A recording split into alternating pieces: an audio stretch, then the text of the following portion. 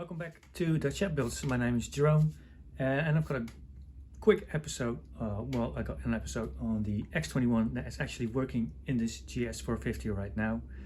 I'm posting this today, this video, because there's a big sale tomorrow on X21s. Please check out the website of NWT Europe and get your hands on a really cool discount. You can get them at half price. So it's only like a 99 euros for an X21 value S. So that's the more advanced system than the one that's in this. This is a value M, so that's a simpler system. So a value S for 99 euros, that's a really cool deal. It's only on offer a very limited time, limited numbers. So be quick. And just to get you over the line to get one of those, I want to show you what the X21 actually does inside this GS450. The other thing I want to mention is that I've reached 700 subscribers on YouTube. Thank you everybody for that. Really appreciate the following. If you haven't already, please subscribe to the YouTube channel. That really, well, makes all these videos worthwhile, I guess. For now, let's just get into the bike and see what it's doing. So the first thing I'm going to do is turn on the ignition, and you can see the lights go blink twice. Show that again, and the headlight comes on as well, as you can see. Just watch it. There it goes. So we'll start with this left button. The value M system comes with these buttons. They are pre-wired, so that's really cool. You don't have to do anything about it, just install them. How I did that, I will show it in a different video. Now the controls are this: push it once, left blinker goes on. Push it twice, high beam comes on. Push it twice again, high beam goes down. Push it 3 times in a row, and the light goes out. Push it 3 times again, and the light will come back up. I will show you that right now. It could be fiddly sometimes, you have to get used to it, but so push it once. See, this is like a test light for me because my blinkers haven't come yet. Got my signal light here as well, custom made. I will show a video on that as well. But as you can see, that works. And of course, the same works for the back. I'll show you that as well later on. Push it once again, and the light goes off.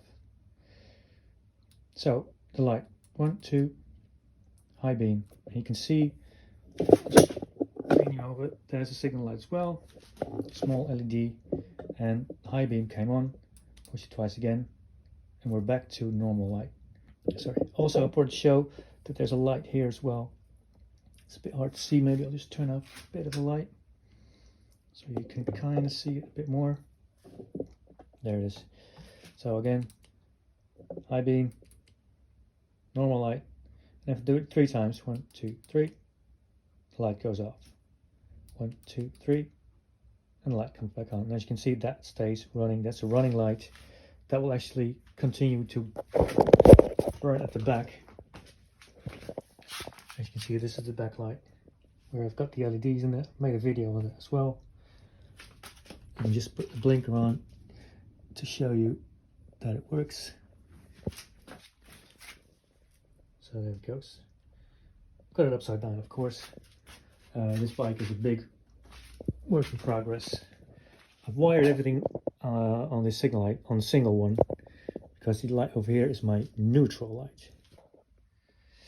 Alright, so everything's blinking. I'll just turn this off again.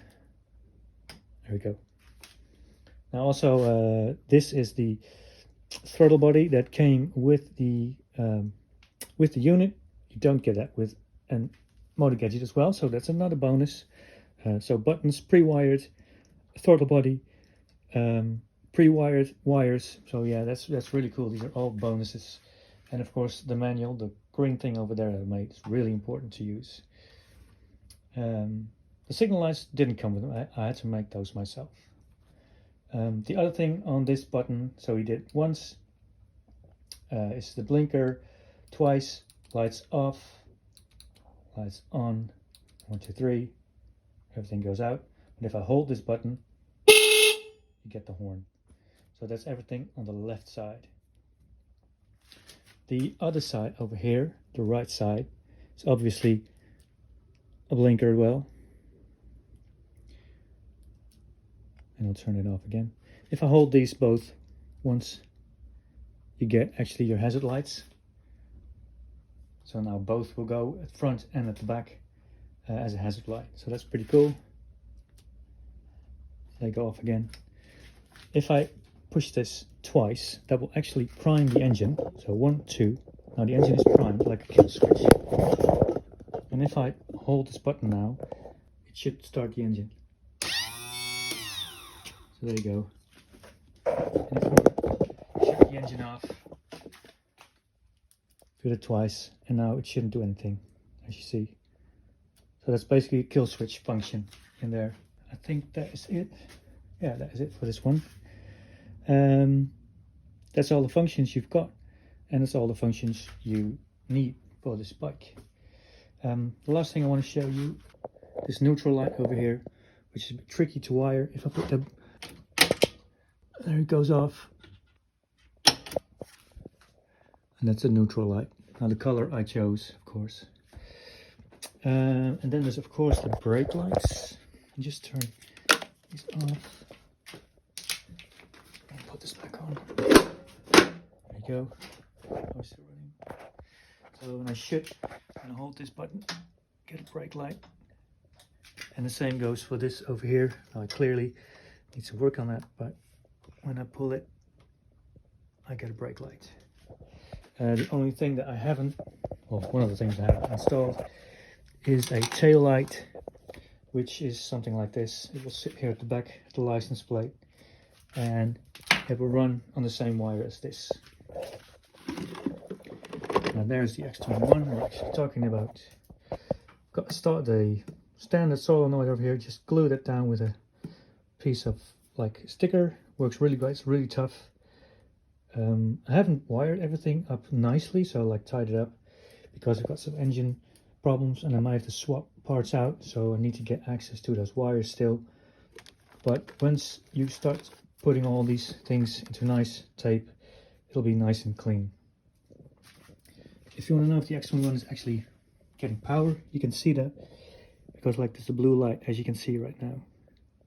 I'll turn the engine off. As you see, it's gone now. So that will signal that the power is actually getting, the unit's getting power. CDI over here, and underneath the tank are the coils, of course. Yeah, and the wires from these, I had to run them through, and they came out here. You just plug them in the back here. So it's pretty straightforward. It was a lot of work to wire, but that was the same with that one. It just takes a lot of time. I'll show you that in the other video, but I just wanted to mention that you can get an X21 on sale, so please do. You've got so much more bonuses than with the Motogadget. The only thing you don't have is Bluetooth, but with the pre-wiring stuff and the price, of course, you can't go wrong, and especially now. Now this is a Value M, I have to mention that. The Value S has got switches which are more like the ones on this Honda over here. So they're like similar type, a bit more bulky with functions on it. So kind of give you an idea what these buttons are. But you've seen the picture. So, but that is the entire system explained. This is what it looks like, and I've actually opened this one up as well. So this is what the one looks like with the M-unit in there. Now obviously I usually have a battery here. I haven't got one for that right now because this is a lithium place. But as you can see, this is more tidied up a bit more, and I still need to do some work here, but there is hardly any difference. I chose to put the reg rack underneath over here because it's so bulky, because this is one for lithium, and I could get the other one easily back here, but other than that, there is no big difference.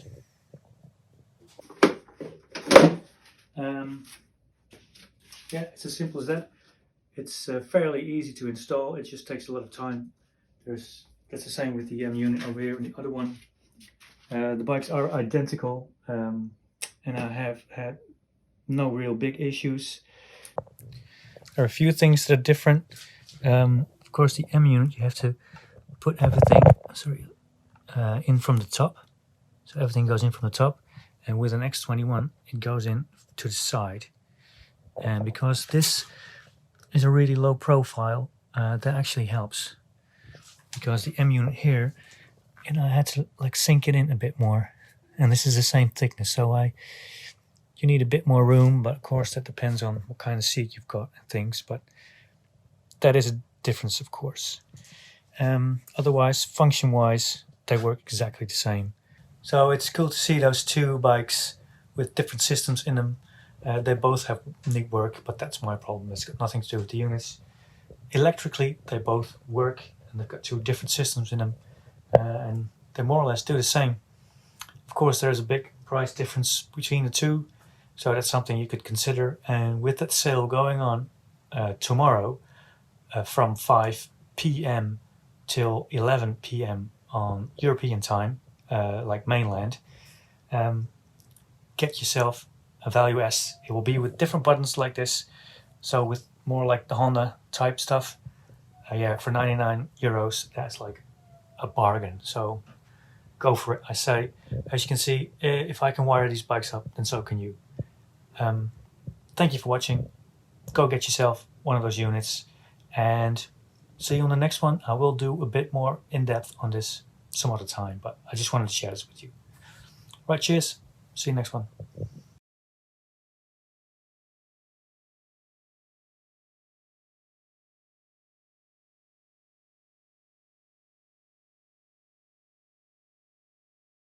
You can get this key barrel from NWT, and you can actually find this a lot cheaper at Go Booney or something. So I made the mistake of buying that one, and it's actually completely fried. If you get the key barrel from NWT, it will look the same, but they will resolder everything, and it will be a lot better unit. That's why it's a bit more expensive, but then it will work. So I made the mistake of not buying theirs, but some knockoff, and I had to pay for it. So warning to you, just get their stuff from the website. They've got key stuff, they got batteries, starter solenoids, and they check everything before they send it out. So yeah, they got good product, good quality products, and I've learned it the hard way now.